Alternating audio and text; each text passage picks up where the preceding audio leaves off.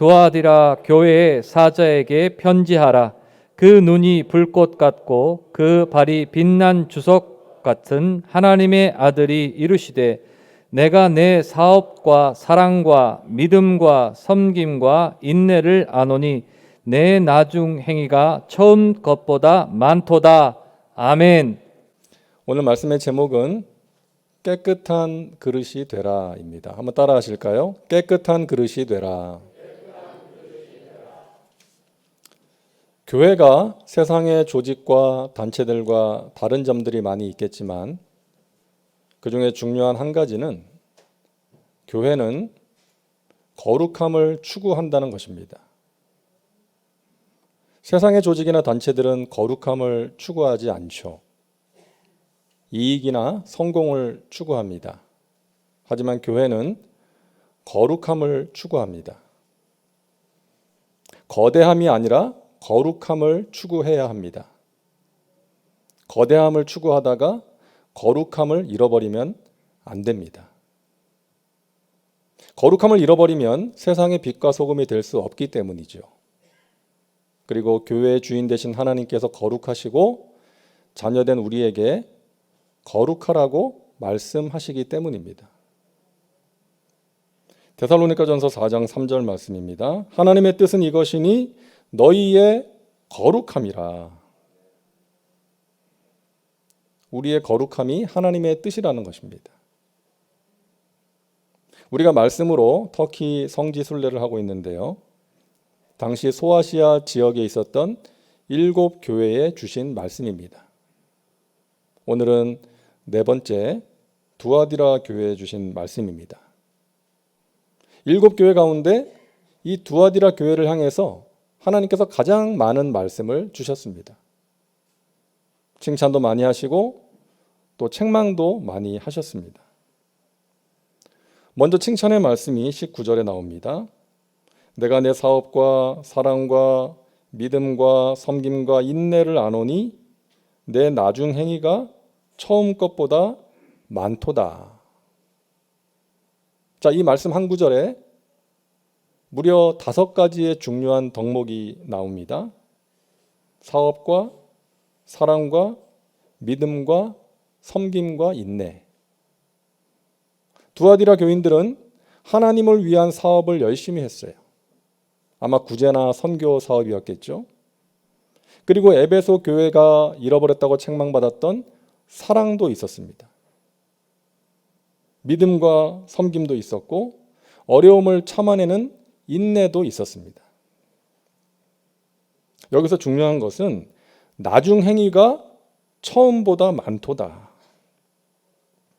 갈수록 믿음과 소망과 사랑의 열매가 풍성했다는 거예요. 너무나 귀한 모습 아닙니까? 여러분, 갈수록 좋아져야 됩니다. 갈수록 좋아져야 돼요. 우리가 신앙의 연륜이 쌓이면 쌓일수록 타성에 젖는 것이 아니라 갈수록 더 깊어져야 되고 뜨거워져야 되고 풍성해져야 됩니다. 우리의 신앙과 인격이 갈수록 좋아져야 됩니다. 우리 교회가 갈수록 좋아져야 돼요. 그럴 때 주님의 칭찬을 받을 수가 있습니다. 자, 두아디라 교회가 그런 교회였어요. 그래서 칭찬받았어요. 그런데 칭찬만 받은 것이 아니라 책망도 받았습니다. 20절 말씀이죠. 그러나 내게 책망할 일이 있노라. 자칭 선지자라 하는 여자 이세벨을 내가 용납함이니 그가 내 종들을 가르쳐 꾀어 행음하게 하고 우상의 제물을 먹게 하는도다. 여러분, 이세벨이 누굽니까? 악한 여자의 대명사죠. 아합 왕의 부인. 백성들로 하여금 바알을 숭배하게 만들고 그러함으로 하나님의 진노를 샀던 여자. 많은 선지자들을 죽였고 엘리야도 죽이려고 했던 여자 아닙니까? 그런 이세벨처럼 성도들로 하여금 죄를 짓게 하는 여자가 두아디라 교회에 있었던 거예요. 그 여자의 영향으로 적지 않은 성도들이 우상을 숭배하고 음란한 죄 가운데 빠졌던 것입니다. 두아디라라는 도시의 특징을 알면 이해하기가 쉬워요. 당시에 두아디라는 각종 산업이 활성화되어 있었던 그런 도시였습니다. 특히 옷감을 염색하는 기술이 발달되어 있었어요. 특히 자주색 옷. 당시에 자주색 옷은 부자나 권력자들만 입었던 아주 값비싼 명품 옷이었습니다. 사도 바울이 빌립보에서 복음을 전할 때 루디아라는 여자를 만나잖아요. 그 루디아가 누군가? 두아디라 성에서 온 자주장사, 자주색 옷장사라고 성경은 소개하고 있습니다. 그러니까 이 루디아가 두아디라 성에서 이 자주색 옷, 명품 의류 사업을 했던 사람인데 아마 사업차 빌립보에 출장을 갔다가 바울을 만난 것 같아요. 자, 이처럼 두아디라는 명품 의류, 또 주석, 또 가죽 이런 제조업이 발달했던 그런 도시였습니다. 그래서 각 업종들마다 조합이 결성되어 있었고 사업을 하는 사람들은 그 조합에 가입을 해야 했던 거예요. 그런데 문제는 그러한 조합들이 신전들과 밀착되어 있었습니다. 그래서 그 이방신을 섬기는 신전에 정기적으로 돈을 상납하고 그 신전에 모여서 제사를 드리고 또 술을 마시고 이방신에게 바쳐진 고기를 먹고 또 음란한 짓을 했던 것입니다. 그런데 두아디라 교인들 중에도 자신의 생존 기반과 사업 기반을 잃지 않기 위해서 그런 관습을 따르는 사람들이 있었던 거예요. 바로 그것을 주님께서 책망하시는 것입니다. 오늘날도 그런 사람들이 있죠. 사업을 위해서, 성공을 위해서 세상적인 관습을 따르는 거예요. 뇌물을 주고받고 이중장부를 만들고 또 술 접대, 성 접대를 주고받는 것입니다. 사업을 하다 보면, 사회생활을 하다 보면 어쩔 수 없다라고 하면서 세상 사람들하고 별반 다를 것이 없이 살아가는 거예요. 예수님을 믿는다고 하면서 교회는 다니고 있지만 거룩함과 구별됨이 없는 그런 사람들을 안타까워하시면서 주님께서 책망하시는 것입니다. 여러분, 이 두아디라 교회를 통해서 우리 주님께서 두아디라 교회에 주신 말씀을 통해서 우리가 알게 되는 주님의 마음은 무엇입니까? 사랑하는 백성들이 깨끗한 그릇이 되기를 원하시는 거예요. 세상과 구별된 모습으로 살아가기를 원하시는 것입니다. 하나님을 믿는 사람들은 하나님의 자녀요, 하나님 나라의 백성이에요. 그렇기 때문에 이 세상에 발을 붙이고 살아가고 있지만 이 세상의 방식이나 가치관이 아니라 하나님 나라의 방식과 가치관, 하나님의 말씀을 따라 살아가야 하는 것입니다. 사랑하는 여러분, 깨끗한 그릇 되시기를 바랍니다. 여러분 자신을 깨끗하게 지키시길 바랍니다. 그러함으로 하나님이 주시는 신령한 복과 은혜를 풍성히 받아 누리고 또 하나님의 손에 붙들린 바 되어서 귀하게 쓰임받는 복된 삶을 살아가시기를 바랍니다. 그러기 위해서 우리에게 필요한 것이 있다는 거예요. 첫째는 주님을 바라보는 것입니다. 두아디라 교회에 말씀하시는 주님의 모습이 18절에 나옵니다. 두아디라 교회의 사자에게 편지하라. 그 눈이 불꽃 같고 그 발이 빛난 주석과 같은 하나님의 아들이 이르시되. 불꽃 같은 눈, 빛난 주석과 같은 발, 이것은 주님께서 인간의 모든 것을 통찰하고 계신다는 거예요. 불꽃 같은 눈으로 우리를 살피고 계신다는 것입니다. 특히 하나님의 아들이라는 표현은 이제 계시록에서 이제 여기에만 나오는 표현인데 예수님의 신성을 강조하는 거예요. 예수님을 말할 때 하나님의 아들 그러면 예수님의 신성을 강조하는 거예요. 그러니까 우리 주님께서 불꽃 같은 눈으로 신적인 권능으로 모든 것을 꿰뚫어 보신다는 것입니다. 우리의 모든 것을 보시고 아신다는 거예요. 23절입니다. 모든 교회가 나는 사람의 뜻과 마음을 살피는 자인 줄 알지라. 내가 너희 각 사람의 행위대로 갚아주리라. 우리 주님은 사람의 뜻과 마음을 살피는 분이라는 거예요. 우리의 마음속 깊은 곳까지도 다 살피시고 아신다. 그리고 행위대로 갚아주신다라고 말씀하고 있습니다. 자, 우리가 그런 주님을 알고 그런 주님을 바라볼 때에 깨끗한 그릇으로 살아갈 수 있는 것입니다. 우리 자신을 지킬 수가 있는 거예요. 주님의 기쁨이 될 수가 있는 것입니다. 종교개혁자들의 구호 가운데 코람 데오라는 구호가 있습니다. 라틴어인데 코람은 뭐뭐 앞에서, 데오는 하나님. 그러니까 하나님 앞에서 무슨 일을 하든지 하나님 앞에서의 정신을 가지고 살자는 것입니다. 우리에게도 이와 같은 자세가 필요해요. 하나님 앞에서 하나님이 다 보시고 다 들으시고 다 아신다는 거예요. 그런 중심을 가지고 살아가면 우리가 주님을 기쁘시게 하는 아름다운 삶을 살아갈 수 있다는 것입니다. 제가 어느 책에서 읽었는데 이 나이별로 받는 유혹이 다르다 그러더라고요. 물론 사람마다 차이는 있겠지만 대체로 그렇대요. 20대와 30대는 성적인 유혹이 가장 크다고 합니다. 성매매업소의 주된 고객이 30대래요. 그리고 40대는 가장 큰 유혹이 먹는 거라고 합니다. 먹는 거. 어디가 맛있고 어디가 많이 주고 어디가 맛집이고. 근데 이 먹는 거를 우리가 쉽게 생각하면 안 되는 것이 인류 최초의 범죄가 선악과를 먹는 것으로 시작됐잖아요. 그리고 야곱과 에서 형제의 불화는 팥죽 한 그릇으로 시작되지 않았습니까? 제가 아는 어떤 분은 그 영덕에 대게 먹으러 가느라고 주일 예배를 빠지더라고요. 그러니까 이게 먹는 게 쉬운 게 아닙니다. 만만한 게 아니에요. 50대의 가장 큰 유혹은 뭔지 아십니까? 명예욕이라고 합니다.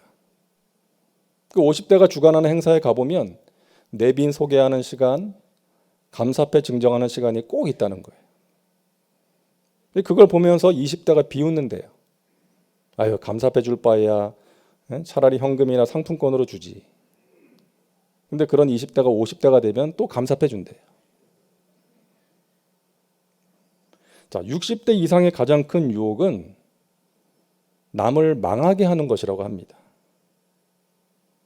후배의 길을 열어주고 후배가 잘 되도록 성공하도록 해줘야 되는데 나이가 들면서 섭섭한 마음이 쉽게 들기 때문에 나를 섭섭하게 만드는 사람 앞길을 막을 수 있는 유혹이 있다는 거예요.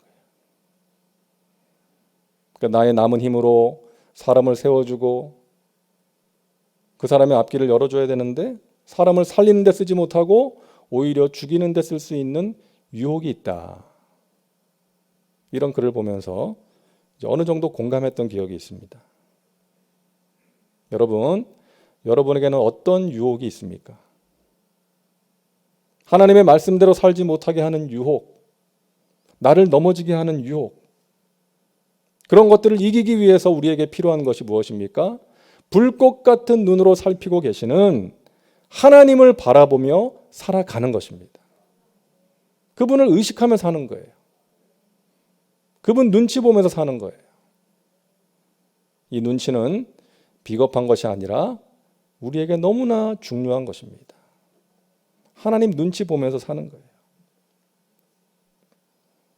예전에 제가 어떤 분하고 통화를 하는데 한참 이야기를 하다가 이분이 이야기를 안 해요.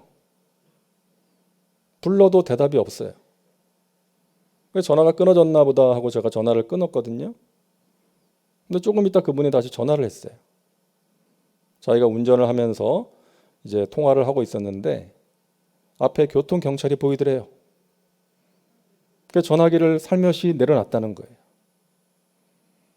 앞에 교통 경찰이 보이면 교통 법규를 어길 수가 없는 것이죠. 여러분, 하나님께서 우리 앞에 계심을 믿으시기를 바랍니다. 하나님께서 우리 앞에 계세요. 그 사실을 알면 쉽게 죄를 지을 수가 없고 함부로 말할 수가 없는 것입니다. 또 악한 생각이 찾아올 때 방치하지 않는 거예요. 그렇게 사는 것, 하나님을 바라보며 사는 것이 힘들다고 생각할 수 있습니다. 왜? 전에는 불편하지 않았는데 하나님 바라보고 하나님 눈치 보면서 사니까 마음이 불편하고 힘든 거예요. 조용기 목사님 예전에 설교하실 때 이런 얘기 했지 않았습니까? 서대문 교회 시절에 그 시장에서 장사하시는 분인데 힘들어서 예수 못 믿겠다고. 무슨 말인가 들어봤더니 예수 믿기 전에는 물건값도 속이고 이제 막 그랬는데 예수 믿고 나니까 마음이 불편해서 그러질 못하니까 힘들어서 예수 못 믿겠다. 근데 여러분, 그것이 귀한 은혜인 줄로 믿습니다. 우리의 영혼을 살리는 은혜입니다. 우리가 건강을 위해서 식습관을 바꿀 때 얼마나 힘들어요. 맛있는 거 많이 못 먹잖아요. 우리의 건강을 위해서 운동을 시작할 때 얼마나 힘듭니까? 숨이 가쁘고. 하지만 그렇게 몸에 좋은 음식을 챙겨 먹고 힘들어도 운동을 계속 하다 보면 그것이 내 몸에 좋다는 것이 느껴지는 거예요. 나중엔 안 하면 힘든 것입니다. 여러분, 주님과 동행하는 것도 마찬가지예요. 우리가 주님을 항상 의식하고 말씀대로 살아가는 것이 때로는 불편하고 힘든 것 같지만 그렇게 살아가다 보면 우리의 영적인 체질이 달라지는 거예요. 영혼이 맑아집니다. 항상 깨어서 나 자신을 살피게 됩니다. 죄를 깨닫고 회개하게 됩니다. 그러기 위해서 항상 성령님을 의지하면서 살아가게 되는 거예요. 내 영혼이 맑아지고 하나님과의 친밀감이 생기고 내 영혼의 자유함을 누리게 되는 것입니다. 여러분, 그것이 주님과 동행하는 은혜입니다. 여러분, 그 은혜를 꼭 누리며 살아가시기를 바랍니다. 주님을 바라보는 거예요. 그리고 그렇게 살기 위해서 필요한 것 두 번째는 포기하지 않는 굳건함이 필요합니다. 오늘 계시록 2장 24절과 25절입니다. 두아디라에 남아있어 이 교훈을 받지 아니하고 소위 사탄의 깊은 것을 알지 못하는 너희에게 말하노니 다른 짐으로 너희에게 지울 것은 없노라. 다만 너희에게 있는 것을 내가 올 때까지 굳게 잡으라. 한번 따라합니다. 굳게 잡으라. 굳게 잡으라.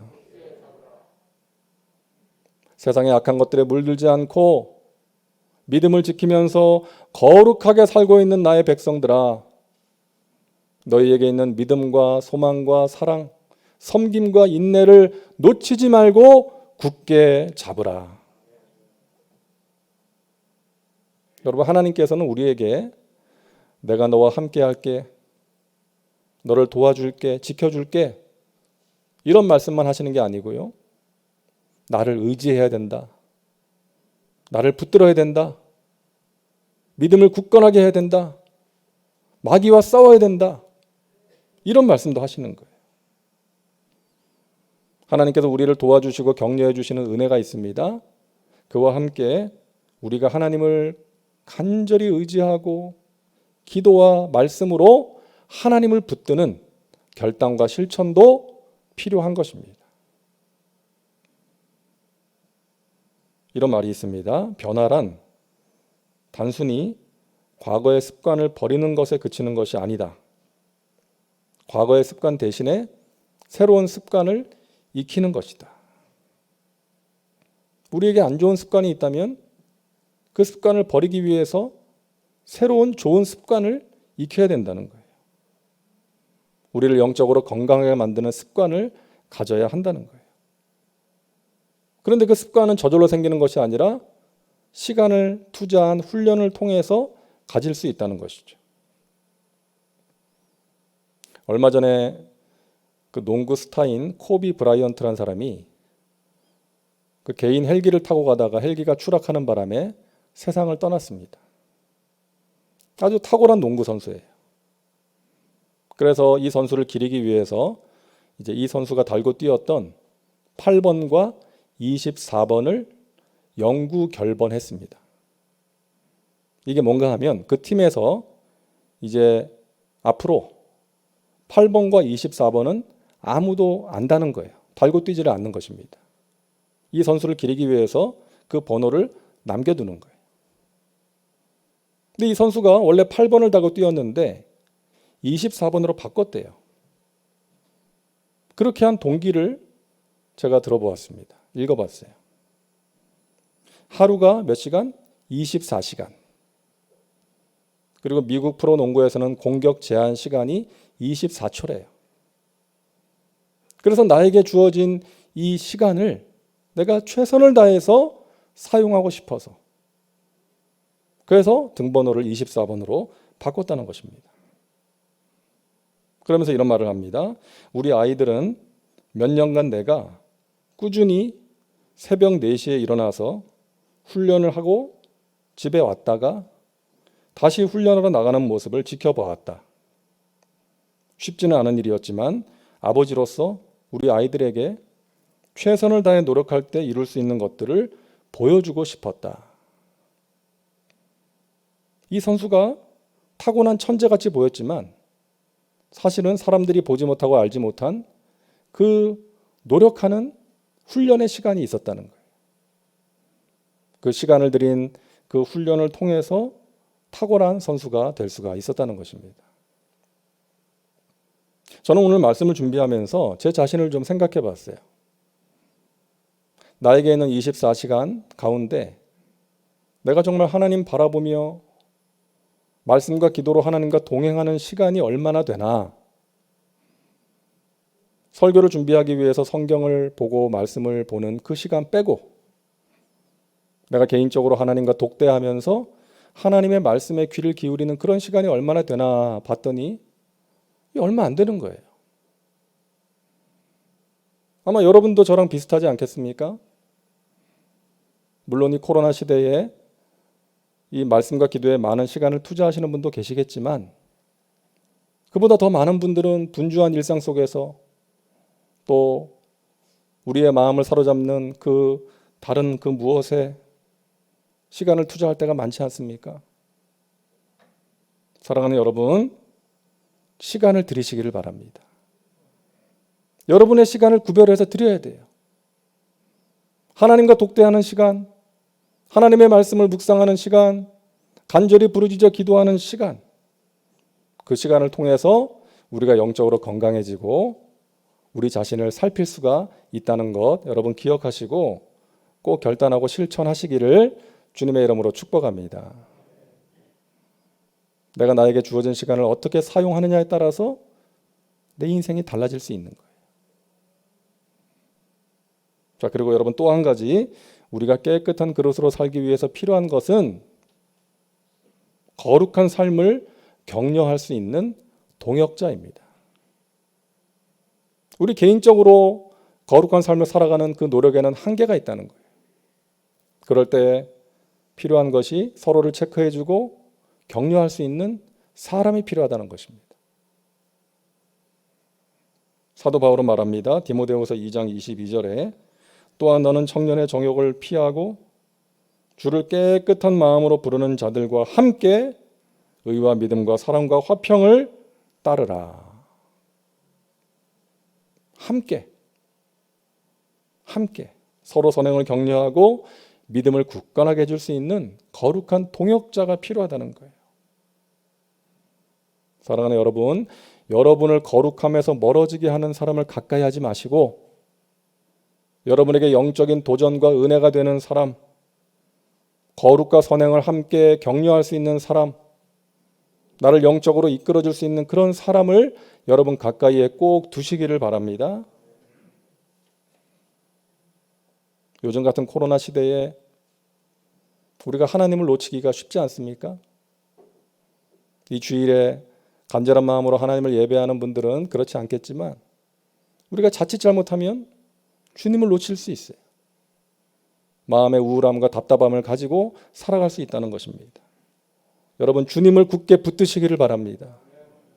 주님을 바라보시고 거룩한 삶을 포기하지 마세요. 넘어졌다가도 다시금 일어나서 주님을 붙드시고 주님께서 기뻐하시는 삶을 소망하며 하루하루 살아가시기를 주님의 이름으로 축원합니다. 주님께서 우리의 중심을 아십니다. 어느 목사님에게 두 딸이 있는데 이 9살 된 딸아이가 4살 된 동생을 막 야단을 치고 있더래요. 근데 들어보니까 이 동생이 언니 가위를 쓰고 어디다 뒀는지를 잊어버린 거예요. 그러니까 언니가 화가 나가지고 막 동생을 야단치는데 이 목사님이 야, 동생 좀 이제 봐줘. 이제 겨우 4살이잖아. 그랬대요. 근데 며칠 후에 이 동생이 또 언니 물건에 손을 댔는지 언니가 또 막 야단을 치는데 이 동생이 눈을 똑바로 뜨고 언니를 보면서 언니, 나 4살이잖아. 그러더래. 그래가지고 온 가족이 다 웃었다는 거예요. 여러분도 하나님께 그러시기 바랍니다. 하나님, 저 4살이잖아요. 제가 원하지만 연약해서 그렇습니다. 하나님. 어느 날 9살 된 딸이요, 구구단을 다 외우고 의기양양하더래요. 외워봐 그랬더니 다 외우더래요. 근데 다음 학기 수학책을 받아가지고 오더니 절망하더랍니다. 3자릿수 곱하기가 나오더래요. 그 3자릿수 곱하기를 보면서 이 딸아이가 절망하더래요. 그 아빠가 가서 그랬대요. 넌 할 수 있어. 괜찮아. 넌 할 수 있어. 2자리도 했잖아. 3자리도 할 수 있어. 여러분, 우리를 보시는 하나님의 마음이 이와 같지 않을까 생각합니다. 우리가 주님의 기쁨이 되기를 원하고 주님의 말씀대로 살아내기를 원하고 깨끗한 그릇이 되기를 원하지만 우리가 연약해서 영적으로 어려서 그러지 못할 때도 있지 않습니까? 그럴 때 우리 주님은 우리에게 이렇게 말씀하실 것 같아요. 넌 할 수 있어. 포기하지 마. 다시금 시도해봐라. 내가 너와 함께한다. 사랑하는 여러분, 하나님께서 우리와 함께 하십니다. 우리를 붙들고 계십니다. 우리를 도와주십니다.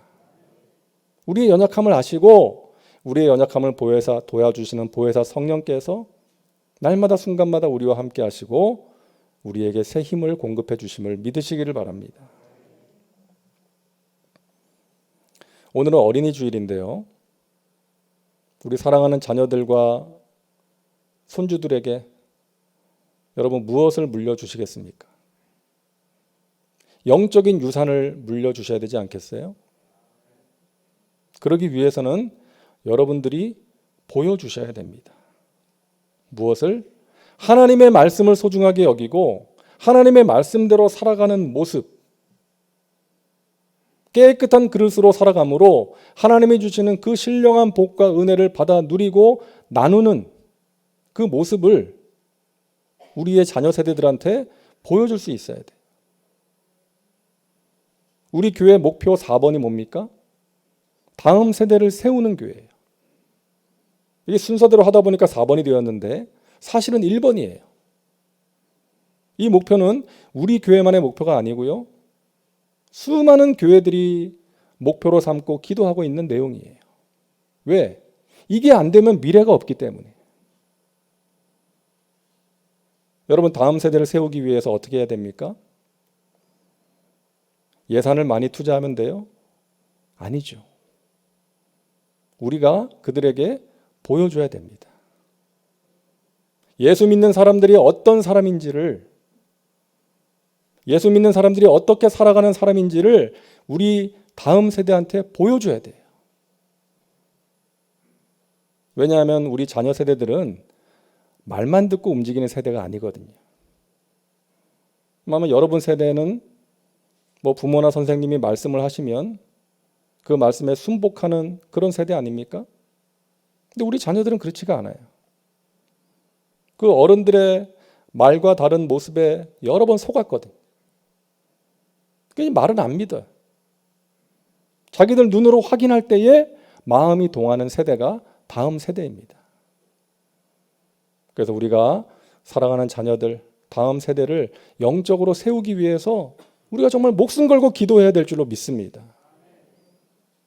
그게 안 되면 가장 중요한 것을 잃어버리는 거니까. 하나님, 우리 자녀들이 이 세상이나 세상의 것들이 아니라 하나님을 사랑하는 믿음의 자녀들 되게 하여 주옵소서.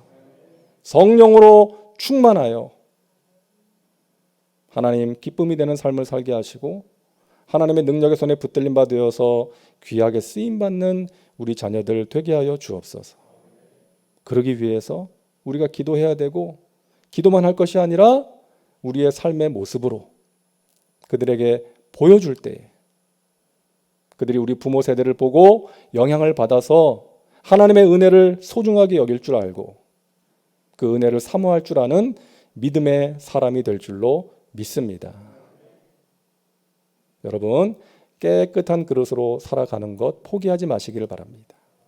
날마다 영적으로 깨어서 하나님 바라보시고 하나님을 굳건히 붙드심으로 우리와 함께 하시고 우리를 도와주시는 그분의 도우심과 능력으로 하루하루 여러분의 삶의 자리에서 승리의 삶을 살아가시고 그러함으로 하나님이 주시는 좋은 것들 풍성히 누리고 나누며 살아가는 저와 여러분 모두가 되시기를 주님의 이름으로 축원합니다.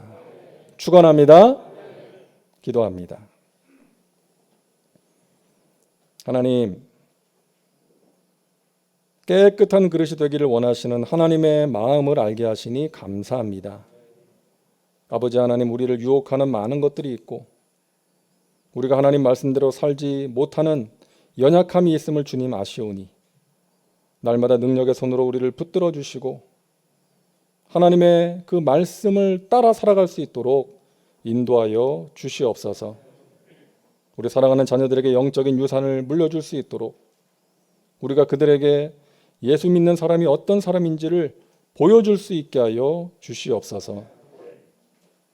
믿고 감사드리며 예수님의 이름으로 기도하옵나이다. 아멘.